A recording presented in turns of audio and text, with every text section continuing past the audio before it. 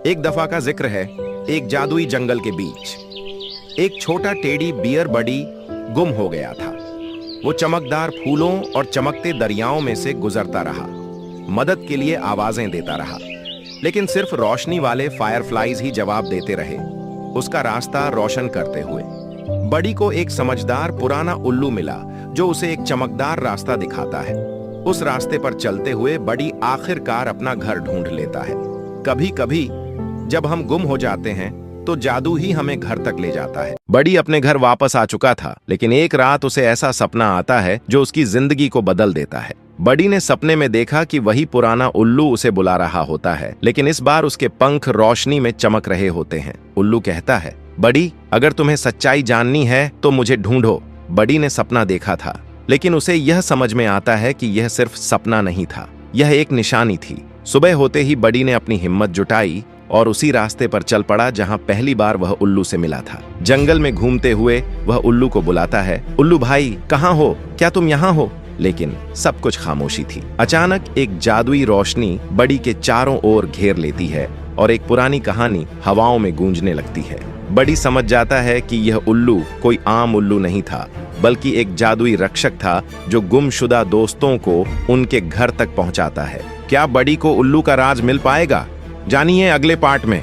जंगल की गहराइयों में चलता हुआ बडी अपने दिल में वही उल्लू की आवाज तलाश कर रहा था। अचानक पेड़ों के बीच एक नरम सी रोशनी चमकी और बडी ने देखा कि वही उल्लू उसके सामने खड़ा है। उसके पंखों से रोशनी निकल रही थी। उल्लू ने मुस्कुराते हुए कहा, बडी, तुम वापस आ गए। सच्चाई हमेशा उन्हें मिलती है जो उसे सच में तलाशते हैं। बडी ने हैरानी से पूछा, तुम कौन हो और ये सब क्या है? उल्लू ने नरमी से जवाब दिया, मैं एक जादुई रक्षक हूँ, उन दोस्तों की मदद करता हूँ जो रास्ता भटक जाते हैं। लेकिन बडी, तुम्हारा सफर अभी खत्म नहीं हुआ। अगर तुम सच्चाई जानना चाहते हो तो हिम्मत दिखाओ और मेरे पीछे आओ। बडी ने हिम्मत जुटाई और उल्लू के पीछे चल पड़ा। पेड़ों की शाखाएं जादुई रंगों में चमक रही थीं। अचानक उल्लू एक बड़े पेड़ के नीचे रुका और बडी से कहा, यहीं छुपी है वो सच्चाई जिसकी तुम तलाश में थे। बडी ने पेड़ के नीचे देखा तो एक छोटा सा किताबचा रखा था जिस पर लिखा था, दोस्ती की ताकत। क्या ये बडी का आखिरी सफर था या सिर्फ एक शुरुआत? जानिए अगले हिस्से में। जैसे ही बडी ने दोस्ती की ताकत वाली किताब उठाई,